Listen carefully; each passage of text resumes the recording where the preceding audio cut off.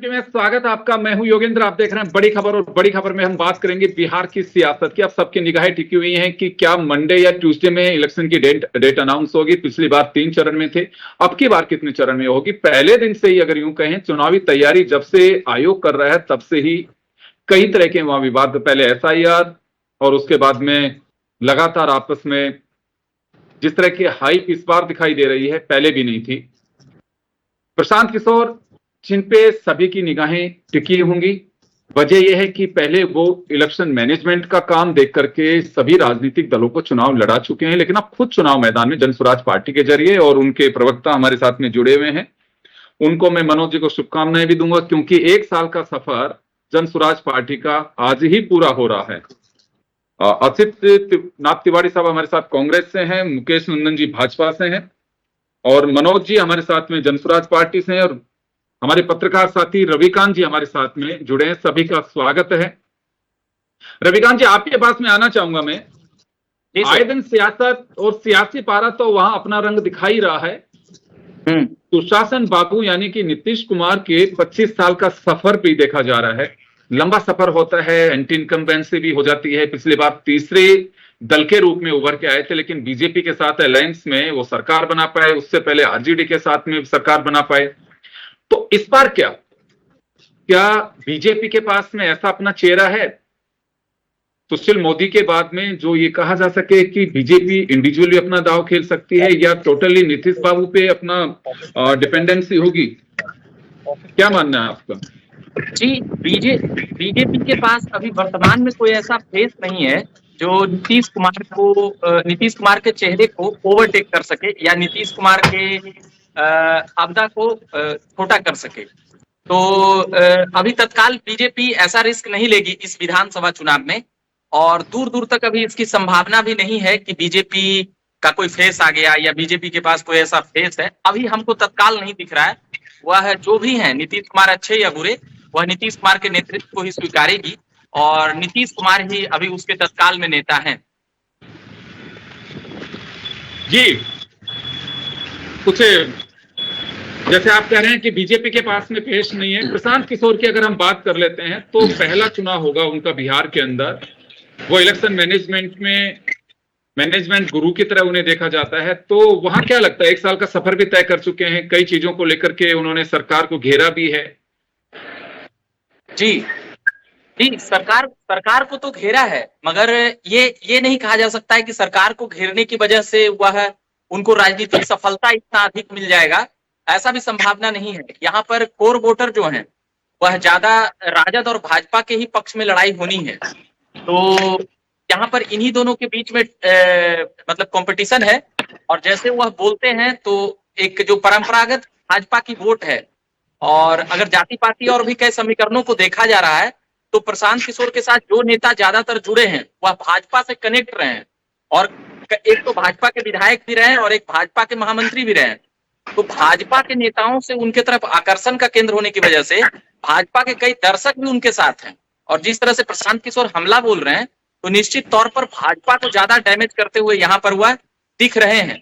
एक बात वह बोलते हैं कि मुसलमानों के लिए जो 40 सीटें दिए प्रशांत किशोर, और भी मुस्लिमों के लिए जो भी वो रिझाने वाली बातें किए हैं, तो उसमें इसका अंदेशा कम है कि मुसलमान उनके तरफ जाएंगे। मुसलमान उनके तारीफ करते हैं, मगर इसका मतलब यह नहीं है कि मुसलमान उनको वोट कर दे, क्योंकि मुस्लिम उन्हीं को वोट करेंगे जो भाजपा को हराने के लिए मतलब एकदम पूरा मजबूत रहेगा, उसी को मुसलमान वोट करेंगे।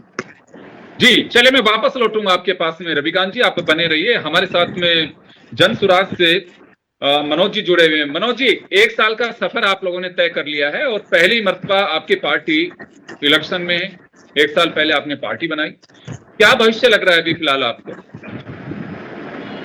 जन स्वराज का भविष्य बहुत ही सुनहरा लग रहा है, बहुत ही सुंदर लग रहा है। किसी को ये पता नहीं था कि 1 साल में बिहार में एक पार्टी आएगी और एक तीसरी मोर्चा के रूप में सब कुछ चैलेंज करेगी। अभी सिर्फ वोटर्स आएगा, सितंबर की बात है। जब हम देख रहे हैं इनका ग्राफ, जन स्वराज का ग्राफ लगातार बढ़ते जा रहा है। अब 23% तक लोग ये चाह रहे हैं कि प्रशांत किशोर बिहार के सीएम बने, ताकि बिहार में बदलाव हो, बिहार में सुधार हो। नीतीश कुमार जी जो वर्तमान में सीएम है इस राज्य के, उनका ग्राफ नीचे गिरते जा रहा है लगातार।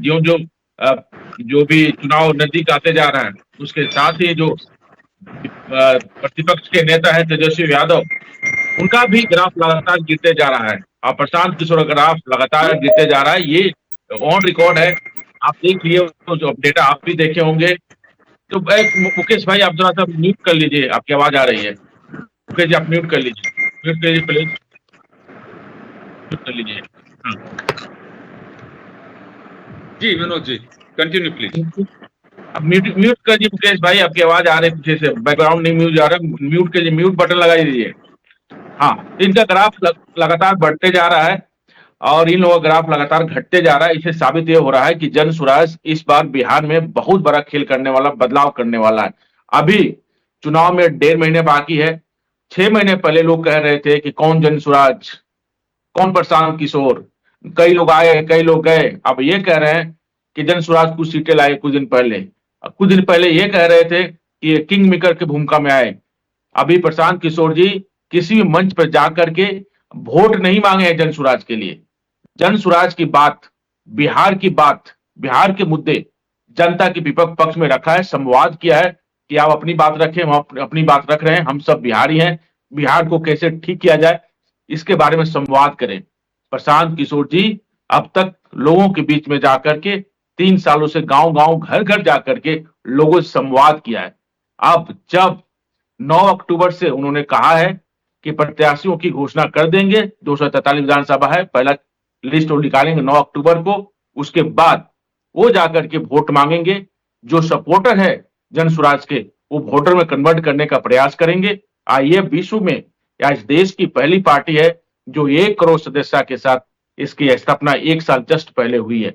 बिहार की जनता, इसके पहले प्रशांत किशोर जी, उनके टीम ने ये डिसाइड किया कि क्या हमको पार्टी बनानी चाहिए या नहीं बनानी चाहिए, बिहार के लोग एक्चुअली में चाहते क्या है। तो हमने सर्वे कराया तो 60% लोग बिहार में ये चाहते हैं कि बिहार में एक नया विकल्प हो। ये 3 साल पहले हमने जो सर्वे कराया उस सर्वे से निकल के आया कि 60% लोग बिहार के विकल्प चाहते हैं। बिहार में विकल्प न होने की वजह से कुछ लोग एनडीए के पास जा रहे थे, कुछ महागठबंधन के पास जा रहे थे। तो मनोज जी ये कहना है कि ये जो बिखराव था लोगों में, कोई आपको लगता है कि वैकल्पिक व्यवस्था या वैकल्पिक राजनीति उनके पास में ऑप्शंस नहीं थे, वो ऑप्शन आप फुलफिल कर रहे हैं, ये कहना है आपका? बिल्कुल, बिहार में 60% लोग विकल्प चाह रहे थे, 60% लोग पसंद नहीं कर रहे थे। और 38 से 40% जिसको वोट मिलता है उसकी सरकार बनती है। और यही देखने को हमको मिल रहा है, जिस तरह से 23% लोग ये चाह रहे हैं कि प्रशांत किशोर को बनना चाहिए। मैं वापस आपके पास में लौटूंगा, मैं मुकेश जी का रुख करना चाहूंगा। मुकेश जी, आपके पास में आना चाहूंगा। सरकार में आप बैठे हैं, डबल इंजन की सरकार है, क्या कंटिन्यू करने के लिए क्या ऐसा आधार होगा कि हाँ बिल्कुल हमें लोग वोट देंगे? क्यों देंगे वोट आपको? देखिए योगेंद्र जी, अभी तक जो भी आपके डिबेट में बैठे हमारे मित्र लोगों ने अपनी अपनी बातें रखी, उसमें इनके पास किसी भी प्रकार का बिहार के लिए क्या रोड मैप है वो ये नहीं बता रहे। ये लोग केवल जो है अपनी बात रख रहे हैं कि हम बिहार में आ जाएंगे या बिहार में हम विकल्प के रूप में हैं। बिहार में कोई राजनीतिक दल जो है वो ये नहीं तय करता है कि वो विकल्प बनेगा, तय जनता करती है। आज बिहार की सड़कें, बिहार का लॉ एंड ऑर्डर, बिहार का पुल पुलिया, बिहार का जो वातावरण है, जो बिहार रुका हुआ बिहार था, आज हर घर में जो बिजली है, और जो बिहार का विकास जो है पिछले 20 वर्षों में जो हुआ है, उस 20 वर्षों के विकास को 20 साल पहले का बिहार, 2005 के पहले का बिहार और आज के बिहार में लोग खुद ब खुद तुलना कर लेते हैं। हमको कुछ बोलने की आवश्यकता नहीं है। और जब से खासकर 2014 के बाद जब डबल इंजन की सरकार जो है वो बिहार में काम करने लगी है, तो हर प्रकार का, आज आप पटना का मेरीन ड्राइव देख रहे हैं, मेट्रो स्टार्ट होने वाला है, बिहार में उद्योग धंधों के लिए जो है जिस प्रकार से जो लैंड का एक्वायरमेंट करके जो है इंडस्ट्रियल पार्क वगैरह का निर्माण किया जा रहा है, तो हमारे पास एक ठोस जो है हर जो है वर्ग के लिए, चाहे वो मजदूर हो, चाहे वो किसान हो, चाहे महिलाएं हो, बुजुर्ग हो, हर श्रेणी के लिए कुछ ना कुछ स्कीम जो है वो केंद्र की योजना के माध्यम से या राज्य की योजना के माध्यम से दे हम रहे हैं, लेकिन ये लोग उसका मतलब सपना दिखा रहे हैं, जबकि हम सच्चाई धरातल पर लोगों के हाथ में सबके जो है अभी महिलाओं के खाते में पैसे गए, बुजुर्गों के खाते में पैसे गए, किसानों के बैंक अकाउंट में पैसे गए, तो हम दे रहे हैं और ये देने की बात कर रहे हैं और उसके आधार पर एक जो है ना तो एक रंगीन सपना जो है। और प्रशांत किशोर जी जो है उनका तो कुछ समझ में ही नहीं आता है कि वो करना क्या चाहते हैं।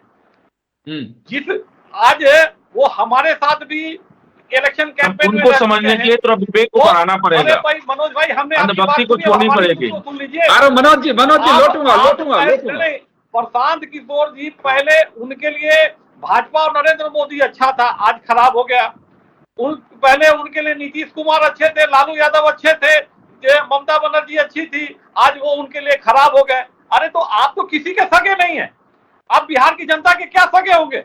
आपने जिस दल ने आपको अपने लिए कैंपेन करने के लिए चुना, आपको अपना जो है वो कैंपेनर बनाया। मुकेश जी,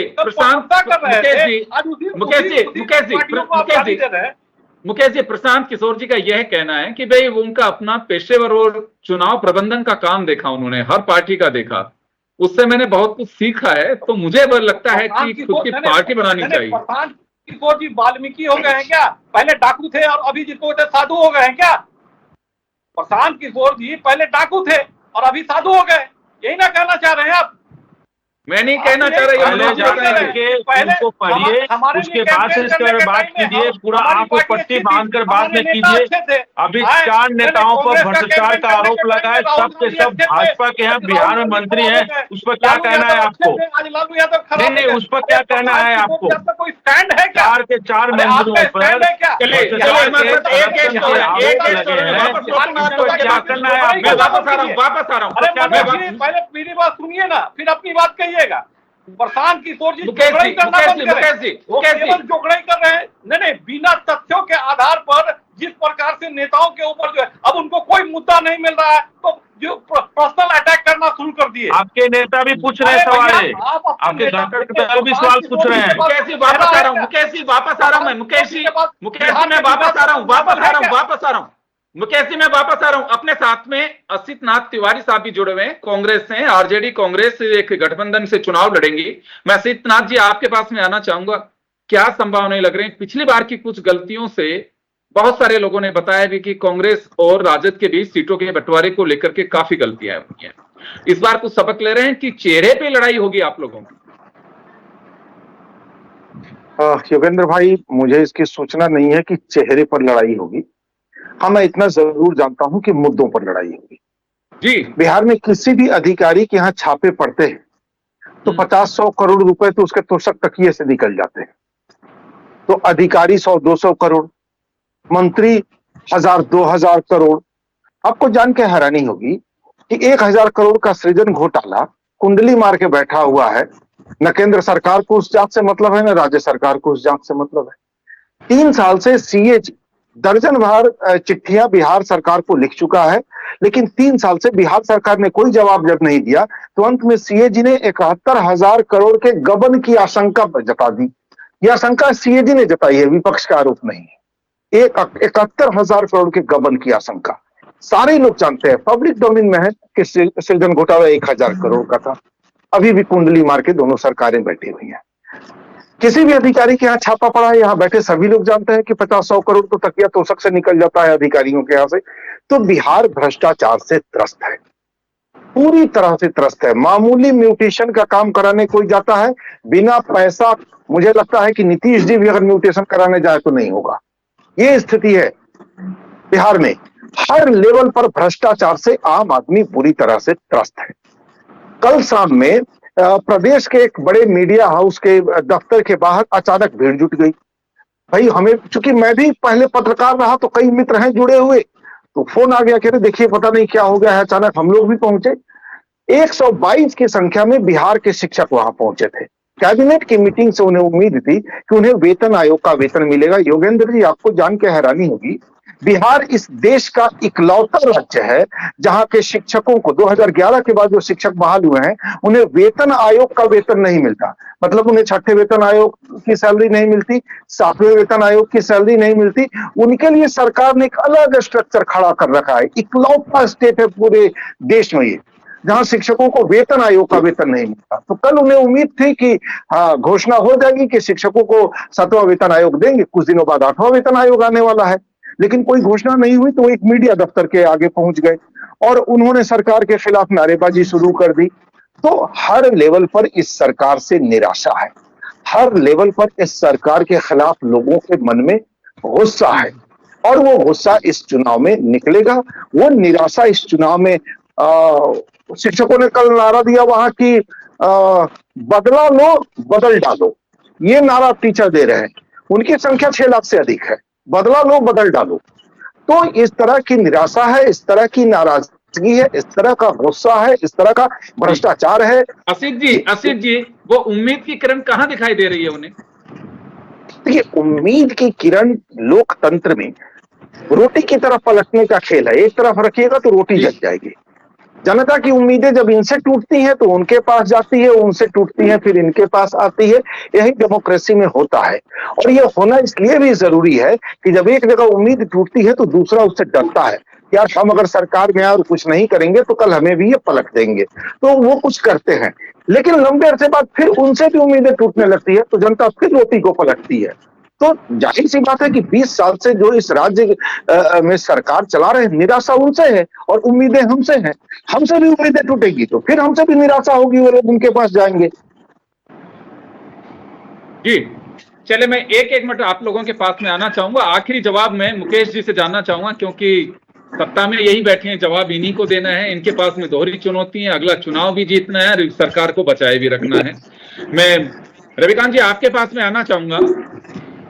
यहाँ सीटों के बंटवारे को लेकर के बहुत सारी चर्चाएं आती हैं सामने कि हाँ अभी तो अलायंस में क्या कुछ रहेगा। तो किसी के सीटों के बंटवारे को लेकर के या टिकट डिक्लेयर के बाद में एक नई राजनीति दिखाई देगी, कौन कहाँ जा रहा है, कौन कहाँ जा रहा है। क्योंकि जो चुनाव में उम्मीद लगा के बैठे हैं चुनाव लड़ने की, उनके सामने भी ऑप्शन खुले होंगे कि आप टिकट देंगे तो मैं दूसरे एक बार चला जाऊंगा। ये स्थितियां बनने वाली हैं कुछ जी। एनडीए में या महागठबंधन में? एनडीए या सभी दलों में, सभी में यूपीए एनडीए सभी में। जी तो अभी देखते हैं कि किस प्रकार से, चाहे वह एनडीए हो, जैसे कि एनडीए में ही अभी जो राजद, जदयू, भाजपा, लोजपा और आरएलएम और हम, जो ये 5 पार्टियां हैं, तो पहले तो इन लोगों का अभी सीटों का ही प्रेस कॉन्फ्रेंस नहीं हुआ है, मगर इसी बातें हैं कि 100 और 25 और 15 में दोनों हैं 18 में जो कॉम्बिनेशन है, उसी में 2 सीट ऊपर नीचे ये रहेगा। तो और महागठबंधन में देखते हैं कि कांग्रेस, राजद और वाम दल और सहनी जी हैं। तो इन सभी में हम देखते हैं कि एक सीट के लिए जो उम्मीदवार 3-4 रहते थे, वहां पर उम्मीदवारों की संख्या ज्यादा है। तो अपने ही पार्टी में अपने ही लोग हराने वाले चुनाव में ज्यादा होंगे इस चुनाव में, क्योंकि एक सीट पर इतना। अब प्रशांति किशोर जी का ले लीजिए, उन्होंने इतना लंबा चौड़ा नाम बनाया है कि अब वहां पर देखते हैं कि अब उम्मीदें प्रशांत किशोर से लोगों का बहुत ज्यादा बढ़ा है। यहाँ पर ये भी देखा गया है, क्योंकि उन्होंने जिस प्रकार से प्रेस कॉन्फ्रेंस की है और स्वच्छता की बात की है राजनीति की, तो निश्चित तौर पर जिस प्रकार से वो पोल कर रहे हैं और कोई मजबूत हमला नहीं हो रहा है एनडीए की तरफ से, तो उनमें एक उम्मीद की किरण दिखी है। तो सीटों का चुनाव लड़ने के लिए टिकट लेने का भीड़ वहां पर भी ज्यादा दिख रहा है।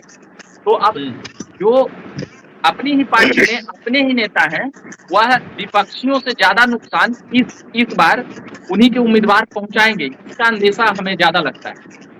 चलिए, अभी तो पहले इलेक्शन डिक्लेयर होंगे, उसके बाद में टिकट डिक्लेयर होंगे, उसके बाद में सभी राज्यों में जो स्थितियां बनती दिखती है कि कोई कहां जाएगा। लेकिन देखिए, दागी हो चाहे बागी हो, जिताऊ होना चाहिए कैंडिडेट। लास्ट में एक ही बात आती है कि जीतने वाला है कि नहीं, वो जिस पार्टी का वो चलेगा। तो चले मुकेश जी आपके पास में आना चाहूंगा। आप लोगों के पास में जो लोगों का एक्सपीरियंस होता है, लेकिन पार्टी के लिए पहली पारी होगी ये, तो कुछ लोग टच में है आप लोगों के भी, अगर इधर से टिकट नहीं मिलेगा, या कुछ लोगों पे नजर है कि इधर से नहीं तो इधर चलिए आप। योगेंद्र जी, एक बात मैं इनको किसी से नहीं मिलेगा। मुकेश जी आपको तो जवाब ही देना है, आपको तो सर जवाब ही, लास्ट बैटिंग आप ही के पास में होगी। और दो बातें मैं कहना चाहूंगा योगेंद्र जी। लोकसभा चुनाव के समय भी मैंने ये अब मैंने सर आपके पास आऊंगा दरअसल मुकेश जी समय कम है, मैं वापस लौटूंगा आपके पास में एक मिनट में जाने के बाद में 1 मिनट में आप ही से जवाब दूंगा। एक दिन में बस हम एक ही बात कहना चलिए बोलिए। क्या है कि लोकसभा चुनाव के समय भी ये भ्रम फैलाने का प्रयास किया जा रहा था कि एनडीए में किसी प्रकार की कोई टूट है, लेकिन आपने देखा कि एनडीए 40 सीटों पर बहुत मजबूती से चुनाव लड़ी और हमने सबसे अच्छा परिणाम जो है वो बिहार में लोकसभा में दिया। हमने उस समय भी यही कहा था कि हमारा मुख्यमंत्री प्रधानमंत्री का चेहरा और हमारा एनडीए का जो है वो इंटैक्ट है और हमने वो परिणाम के तौर पर दिया। विधानसभा चुनाव में भी अगर किसी भी प्रकार का कोई अगर किसी को समझना है तो ये तय है कि हमारा जो है विधानसभा में हमारा जो गठबंधन है, हमारे 243 विधानसभा में विधानसभा का सम्मेलन हो चुका है एनडीए का, भाजपा का नहीं एनडीए का। तो निश्चित तौर पर एनडीए इस समय सबसे मजबूत और सबसे एकजुट है। बाकी दलों की स्थिति जो है ना, कांग्रेस के जो है रविकांत जी वो अब तेजस्वी समय कम है सर। मनोज जी उनको पता। मनोज जी आपके पास में आना चाहूंगा मैं, आपके पास में समय बहुत कम है, 1 मिनट में मेरी बात पूरी कर दीजिए आप। ये लोग जो मुकेश जी कह रहे हैं कि प्रशांत किशोर जी के बारे कोई फैक्ट नहीं है, अभी हमने फैक्ट दिया है सम्राट चौधरी के बाद नाम बदलने का, उनकी डिग्री का, मैट्रिक पास का। उनके पास सम्राट चौधरी के पास कोई जवाब हो तो दे दे। अभी अशोक चौधरी का 200 करोड़ का जमीन घोटाला के बारे में बात की, फिर से 500 करोड़ घोटाला की उजागर करने की हमने बात की फैक्ट के साथ, तो उनके पास कोई जवाब नहीं है। अभी हमने दिलीप जायसवाल के बारे में बात की कि सिखों के कॉलेज को उन्हें हड़प लिया था, उसके पास क्यों नहीं जवाब आया। अरे सुनिए पहले मुकेश जी, सुनिए मैं सुन रहा था, सुनिए। अब उसका जवाब पहले दीजिए, उंगली उठाने से पहले पूरे फैक्ट साथ हम लोग बात कर रहे हैं। 20 सालों में 400 से बढ़ाकर 410 वृद्धों का पेंशन नहीं किया। जब हमने प्रेशर डाला तो 2000 हमने कहा कि हम 2000 में सरकार आएगी 2000 दे देंगे, तो आपने 1100 किया। जब आपकी मंशा सही थी, वित्त मंत्री सही होते, आपके सम्राट चौधरी जी जो नाम बदलते रहते हैं, जिनकी डिग्री नहीं है, डिलीट किए हैं, उनको एफिडेविट बोलना नहीं आता है, उनकी बात करें, वो वित्त मंत्री हैं। जब फरवरी में बजट पास किए थे, उस पर लिखे होते ना किसको कितना पेंशन देना है। मैं आप ही से पूछता हूँ, बताइए पूरा कैलकुलेशन करके कितने वृद्ध लोग हैं इस राज्य में। कितने आप जवाब दीजिए, आप इस पर उंगली उठा रहे हैं तो बात कर रहे हैं। अब एक एक करके जितने भी एनडीए के घटक हैं, उसके बाद में क्या लगेगा आपको? टिकट डिक्लेरेशन में कितना टाइम लगेगा? आपस में कुंडली खंगालेंगे, कुंडली खंगालेंगे। रुकिए, आप लोग कुंडली मार के बैठे हैं ना, हम तो कुंडली खंगालेंगे तो समझ में आएगा। अरे मुझे चिचिड़ा कह रहे हैं, मेरी बात बोलने दीजिए, आप चिचिड़ाइए मत, जवाब देना हो सम्राट चौधरी जवाब देंगे, अशोक चौधरी जवाब देंगे। आप इसमें क्या चिचिड़ा रहे हैं? आपको क्यों मिर्ची लग रही है? साहब से मेरा सवाल है, मिर्ची लग रही है क्यों? यार फुकरा करना चाहता है मेरा वर्ष जाओ तो आप जवाब देना चाहते हैं। आपके घटक के लोग नहीं ये आरोप लगा रहे हैं कि सम्राट चौधरी हो, अशोक चौधरी हो। तिवारी साहब अपनी बात कह दी। तिवारी साहब आपके पास में आना चाहूंगा। इलेक्शन डिक्लेयर होने की संभावना बहुत जल्दी है, मंडे ट्यूसडे में भी हो सकते हैं क्योंकि सारा काम निपटा लिया गया है। अब क्या लगता है आपको कि कितने दिन में टिकट डिक्लेयर हो जाएंगे? कुछ आपका लंबा एक्सपीरियंस है क्योंकि आप जर्नलिस्ट हैं, तो ये सवाल आपसे भी पूछा जा सकता है। क्या उसके बाद की भी स्थितियां बन सकती हैं? कुछ लोग इधर होंगे, कुछ इधर होंगे, वो एक अलग तस्वीर होगी। देखिए, अभी दोनों गठबंधनों में स्पष्ट रूप से सीटों का बंटवारा हुआ है, यही साफ नहीं है। क्योंकि हुआ होता तो दोनों गठबंधनों के नेता इसको साफ कर चुके होते। एनडीए ने भी ऐलान नहीं किया है, हमारे गठबंधन ने भी ऐलान नहीं किया है। तो मुझे लगता है कि थोड़ा समय अभी, क्योंकि कुछ ना कुछ पेच तो होगा, तभी ऐलान नहीं हो रहा है दोनों गठबंधनों में सीट बंटवारे को लेकर। तो थोड़ा समय ये लेगा। अरे आप रुक जाइए ना, आप रुक जाइए ना, आपके बीच में कोई बोल रहा था, आप लोग बहुत बेचैन आप अरे मुकेश जी, आप सत्ता में है, आपको चुप रहना नहीं आता है, जनता को सुनना नहीं आता है। पहले सीटें अनाउंस होंगी, तालमेल का, उसके बाद उम्मीदवार के जो चयन का मसला है, वो राजनीतिक दलों में, जो मेरी जानकारी, आप भी जानते हैं कि राजनीतिक दलों में उम्मीदवारों के चयन का मसला सीट बंटवारे से पहले हल हो चुका रहता है। भले ही वो डिक्लेयर नहीं रहता है, लेकिन उम्मीदवारों पर कमोबेश 90% काम पहले ही हो चुका रहता है। बस सीट कौन किसके हिस्से में है, उसके बाद उम्मीदवार का अनाउंस हो जाता है। तो मुझे लगता है कि 5-6 दिन 8 दिन में चीजें बहुत साफ हो जाएंगी। और मुकेश जी, आप जो कह रहे हैं ना, प्रशांत किशोर ने जितने आरोप लगाए हैं, ये सारे आरोप इससे पहले आपके मुख्य प्रवक्ता नीरज कुमार लगा चुके हैं, कागज के साथ बता चुके हैं कि सम्राट चौधरी की डिग्री फर्जी है। तो क्या नीरज कुमार भी झूठे हैं, धोखेबाज हैं, प्रदेश को गुमराह कर रहे हैं? आप लोग क्यों इसकी टोपी उसकी टोपी सरकाते फिर रहे हैं? यही काम नीरज पहले मैं कुमार सर जी माफी कर चाहूंगा, चुके मैं हैं। माफी चाहूंगा। पहली बार बिहार से हमने कोशिश की, आप सभी लोगों का मैं स्वागत के साथ साथ आभार भी जताऊंगा कि आप जन चलिए, टीवी के बहुत बहुत साथ में धन्यवाद अपना योगेंद्र। समय दिया आपने। समय का अभाव, हम आपके साथ में जुड़ते रहेंगे, लेकिन बिहार की एक वो सियासी तस्वीर हमने कोशिश की है पेश करने की कि फिलहाल क्या चल रहा है। वहां सियासी पारा चढ़ा हुआ है, लेकिन रंगत होगी जिस दिन इलेक्शन डिक्लेयर होंगे, और उसके बाद में उससे भी आगे की पहल अगर हम करें तो वो होगी जब टिकट डिक्लेयर होंगे। बहुत सी सारी चीजें होती हैं बिहार पे, दुनिया की निगाहें टिकी होती हैं कि बिहार का चुनाव अपने आप में एक अलग तरह का चुनाव है, तो उसका अंदाज अलग होता है, उसका प्रचार अलग होता है। तो जब भी जो अपडेट होंगे हम आप तक जरूर पहुंचाएंगे। आप सभी का बहुत बहुत शुक्रिया। बड़ी खबर में इतना ही, दीजिए इजाजत, नमस्कार।